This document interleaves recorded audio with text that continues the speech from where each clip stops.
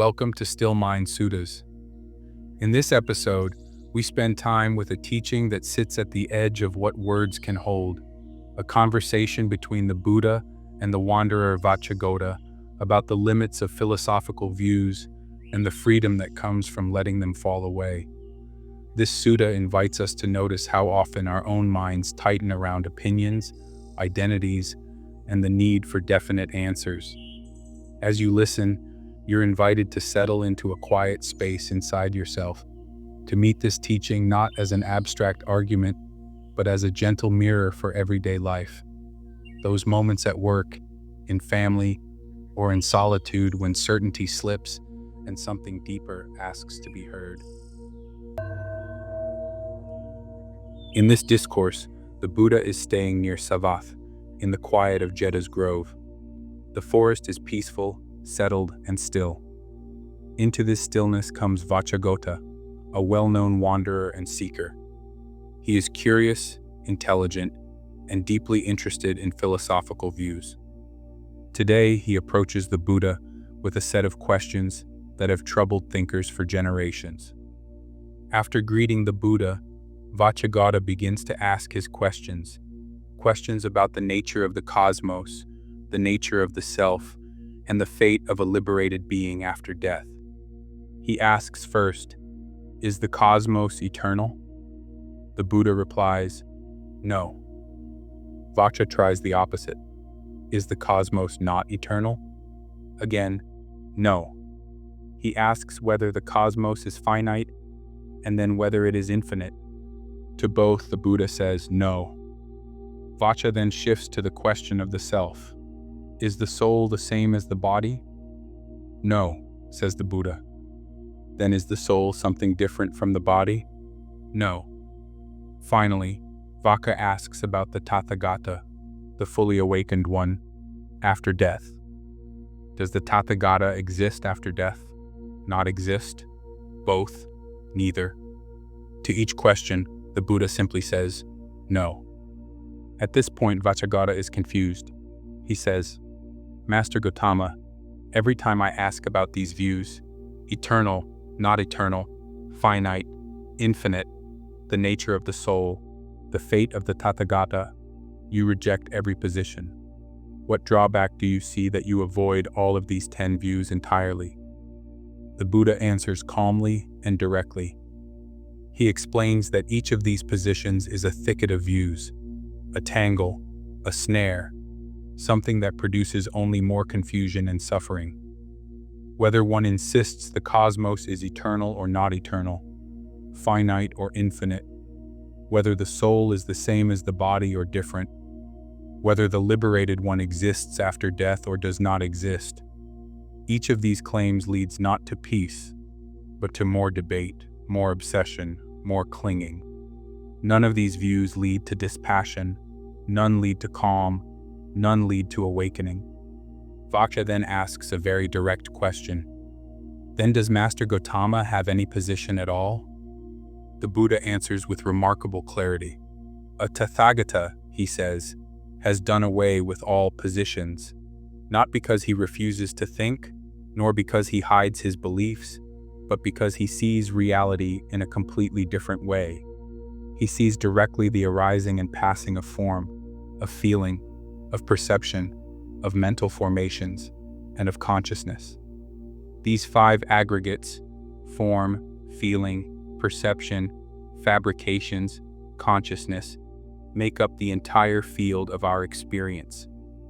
A Tathagata sees their origination and their disappearance clearly, because he understands them directly, without clinging, without identifying with them. He has let go of all the mental fabrications that create viewpoints, the sense of I and mine, the stories, the conceptual positions. Released from clinging, the Buddha says, a Tathagata is freed. Vacchagotta listens, but he still doesn't understand what happens after liberation. So he asks again, but where does such a monk reappear after death? The Buddha says, reappears doesn't apply. Vaccha tries the opposite. Then he does not reappear? Does not reappear doesn't apply. Both appears and does not appear? Doesn't apply. Neither appears nor does not appear? Doesn't apply. Now Vacha is overwhelmed. He says, "At this point, Master Gautama, I am befuddled and confused." The Buddha answers gently. He says it is natural to be confused by such things. This Dhamma is deep, subtle, and beyond speculation. It is not something grasped by people whose thinking is shaped by other beliefs and other aims. So, the Buddha offers an analogy. He asks Vacha, if a fire were burning in front of you, would you know it was burning? Yes, Vacha replies. And if someone asked you, on what does this fire depend? How would you answer? Vacha says he would answer simply, the fire burns dependent on grass and timber, its fuel. The Buddha continues, if that fire were to go out, would you know it had gone out? Yes. And if someone then asked you, in which direction did the fire go? East, west, north, or south? How would you reply? Vacha answers without hesitation, that question does not apply. A fire that has gone out because its fuel is exhausted is simply called out. The Buddha then applies this analogy to the liberated one. Any form by which one might try to describe the Tathagata has been abandoned. Its root has been destroyed. It is no longer capable of arising. The same is true for feeling, perception, mental formations, and consciousness. Freed from the classifications that depend on these aggregates, the Tathagata is deep, boundless, and hard to fathom, like the sea. This is why none of Vacha's categories apply. Not exists, not does not exist, not both, not neither. These are all attempts to map the unconditioned using conditioned language. Hearing this, something shifts in Vacchagotta. The confusion gives way to clarity. He offers a beautiful image. He says, the Buddha's teaching is like a great sal tree, stripped of branches, leaves, bark, and sapwood, standing as pure heartwood. He praises the Buddha, saying the Dhamma has been made clear, like turning upright what was overturned, revealing what was hidden, showing the way to one who was lost, and carrying a lamp into the dark so that those with eyes may see.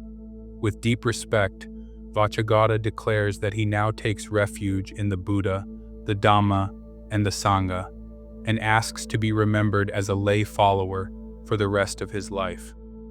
In this way, the teaching ends, not with a philosophical answer, but with a profound reframing of the very questions themselves. The Buddha redirects Vacha from speculation about the cosmos and the afterlife back to the heart of the practice, seeing clearly the arising and passing of all experience and letting go of the craving and clinging that bind us. When we try to answer questions that cannot be answered by concepts, questions about the unconditioned, we inevitably wander into thickets of views. But when we turn inward and observe the processes of body and mind as they truly are, moment by moment, a different kind of understanding becomes possible. We learn to let go of the need to grasp, to define, to pin reality down. We begin to see that freedom arises not from winning an argument, but from releasing the fuel that keeps our suffering burning. In daily life, this sutta invites us to notice when we become tangled in rigid opinions about ourselves, about others, about the world. It reminds us that peace doesn't come from having the correct view, but from understanding how views themselves arise and pass. With that insight, the fire of clinging goes out, and what remains is something vast, quiet, and free. Thank you for listening. The heart of this sutta points to a simple but challenging truth. Freedom doesn't come from perfecting our views, but from understanding how views arise, cling, and fade. We can practice this in small ways, pausing before defending a belief, noticing when our identity hardens, or allowing uncertainty to be a space of ease rather than tension. Even a few seconds of awareness can soften the grip of I and mine. If this reflection was supportive, you're welcome to return for more readings and contemplations, or subscribe if you'd like these teachings to meet you again. May the quiet you touch here follow you into the rest of your day, steady and unforced.